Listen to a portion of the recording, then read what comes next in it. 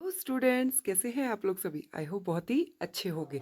तो आज हम क्या करने वाले हैं? फिर से वही हमारे 10 क्वेश्चंस क्या करने वाले हैं? प्रैक्टिस करने वाले हैं और आज हमारा है डे 8। आज हम भारतीय आर्थिक विकास के बुक वाले जो क्वेश्चंस हैं उनके प्रैक्टिस करेंगे। तो चलिए क्वेश्चन नंबर फर्स्ट की तरफ बढ़ते हैं।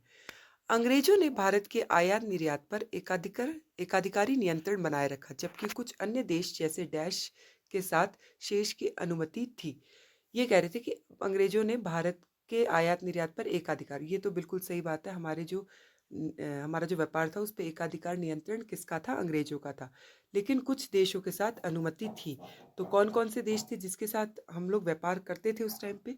हमारे तीनों ही देश थे, जैसे कि जो इसमें चीन के साथ, सिलोन और प्रशिया यानी कि ईरान, इन सब के साथ हम क्या करते थे? व्यापार करते थे। तो तीनों ही ऑप्शन सही है। Question number 19। 1965 में माओ ने डैश का प्रारंभ किया जिसके अंतर्गत छात्रों व पेशेवर को ग्रामीण क्षेत्रों में काम करने तथा सीखने के लिए भेजा गया था। तो ये कौन सा प्रोग्राम था? देखो, इसके चारों प्रोग्राम है ना, तीनों के तीनों प्रोग्राम अच्छे से याद कर लो, कंफर्म एग्जाम में इनमें से कोई एक आ जाएगा। ग्रेट लीप फॉरवर्ड में क्या किया था कि भाई अपने घर के अंदर ही क्या खोलो? उद्योग खोलो। इसके अंतर्गत क्या था कि उद्योगों पे ज़्यादा जोर दिया गया और कहा गया हर घर में उद्योग होना चाहिए। कम्यून प्रणाली में क्या किया गया? पूरी जो भूमि थी उसको बांट दिया गया ताकि सब लोग मिलके क्या कर सके? कृषि कर सके। कृषि को भी तो ध्यान में रखना है। तो लैंड जो थे वो लोगों को क्या कर दिए गए? डिस्ट्रीब्यूट कर दिए ताकि लोग कृषि कर सके। ठीक है, और कृषि का भी विकास हो सके। तीसरा था महान स्वहरा सांस्कृतिक क्रांति। ये था जिसमें उसने अंतर्गत छात्रों पेशेवरों को दूसरी जगह पे भेजा था काम और सीखने के लिए। तो ऑप्शन नंबर सी क्या है? सही आंसर है। 20। उस वैकल्पिक विपणन चैनल की पहचान कीजिए जो मुख्यतः पंजाब, हरियाणा व राजस्थान में संचालित होते हैं। कौन सा ऐसा चैनल है जो किसमें? पंजाब, हरियाणा, राजस्थान में संचालित है। अपनी मंडी, हडपसार, रायदू और उझावर संधाई, ये चारों बहुत ही इंपॉर्टेंट है। अच्छे से रट लो, एग्जाम में एक कोई ना कोई आ जाएगी। अपनी मंडी कहाँ पे है? पंजाब, हरियाणा, राजस्थान में संचालित होती है। ठीक है, तो आपको याद रहेगी। रायदू बाजार किधर है? आंध्र प्रदेश में। ये कहाँ पे? उधावर सिंधी, ये आपकी तमिलनाडु में। और हट्सपार मंडी ये कहाँ पे है? पुणे में। तो इन तीनों को अच्छे से याद कर लो, पक्का क्वेश्चन आता ही है। ठीक है, तो हट अपनी मंडी जो है इसका सही आंसर है। 21। निम्नलिखित में से सही कथन की पहचान कीजिए। स्वतंत्रता उपरांत भारत ने समाजवादी अर्थव्यवस्था अपनाई थी? नहीं, समाजवादी अर्थव्यवस्था तो नहीं अपनाई थी। भारत ने मिश्रित अर्थव्यवस्था अपनाई थी। भारतीय आर्थिक नियोजन को पंचवर्षीय योजनाओं के माध्यम से लागू किया गया, ये बात सही है। भारत सरकार द्वारा औद्योगिक क्षेत्र के अंतर्गत भूमि सुधार औद्योगिक क्षेत्र के अंतर्गत नहीं किए गए थे, कृषि क्षेत्र के अंतर्गत भूमि सुधार किए गए थे। भारत में सकल घरेलू उत्पाद में गिरावट के लिए औद्योगिक क्षेत्र में नीतिगत पहल जिम्मेदार है। कि भारत में जो सकल घरेलू उत्पाद के लिए औद्योगिक क्षेत्र नहीं, हम ये नहीं कह सकते सिर्फ औद्योगिक क्षेत्र है, और भी जो अन्य कारण थे वो इसके लिए रिस्पॉन्सिबल हैं। तो ऑप्शन नंबर 2 क्या है? सही आंसर है। 20 जो हमारा नेक्स्ट क्वेश्चन।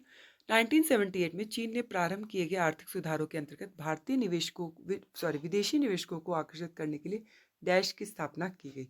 तो आर्थिक सुधारों में विदेशी निवेशकों को आकर्षित करने के लिए उसने विशेष आर्थिक क्षेत्रों की क्या किया गया? स्थापना की गई जिससे विदेशी आ सके और उस कंट्री में निवेश कर सके। भारत, चीन व पाकिस्तान में से डैश भौगोलिक दृष्टि से सबसे बड़ा राष्ट्र तथा इन तीनों राष्ट्र में इसका घनत्व सबसे डैश है। भौगोलिक दृष्टि से देखें तो चीन जो है सबसे, हम ये कहेंगे कि चीन जो है वो भौगोलिक दृष्टि से तीनों में से आगे है और घनत्व में सबसे क्या है? कम है। मतलब कहेंगे कि चीन का भौगोलिक दृष्टि मतलब जो एरिया है, जो क्षेत्रफल है वो ज़्यादा है, और घनत्व क्योंकि पॉपुलेशन तो ज़्यादा है लेकिन एरिया ज़्यादा होने के बाद जो घनत्व है वो सबसे कम है। तो ऑप्शन डी जो है राइट आंसर है। औपनिवेशिक सरकार द्वारा भारतीय कृषि का व्यवसायीकरण बलपूर्वक दमनकारी रूप से प्रारंभ किया गया। तो सही बात है, उन्होंने कृषि का व्यवसायीकरण किया और बलपूर्वक किया गया, फोर्स था वो। खाद्य फसलों के उत्पादन को लागू करने के पीछे अंग्रेजों के दोहरे उद्देश्य थे। खाद्य फसलों के उत्पादन को लागू करने के पीछे कांग्रेस के अंग्रेजों के। तो खाद्य फसल नहीं थी, कौन सी वाली फसल थी? हम कौन सी वाली फसल कहेंगे?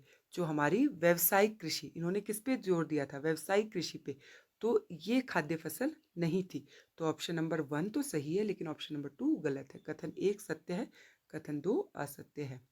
डैश को कृषि उत्पादन के विविधीकरण के वैकल्पिक स्रोत के रूप में वर्गीकृत किया जा सकता है। तो कौन सा आ सकता है? बागवानी। बागवानी को हम कह सकते हैं ना, जो कृषि विविधीकरण में काम आ सकता है। बाकी तो वैसे ही पार्ट है। आज का लास्ट क्वेश्चन, चीन में लागू किए डैश उपाय से जनसंख्या के साथ साथ लिंग अनुपात में भी गिरावट आई थी। तो कौन सी थी? जब भी जनसंख्या की बात आए तो एक ही बात आती है, एक संतान नीति के कारण ही ऐसा हुआ था। तो ऑप्शन नंबर सी। तो अच्छे लगे होंगे आपको आज के 10 क्वेश्चंस। मिलते हैं आप लोगों के साथ नेक्स्ट वीडियो।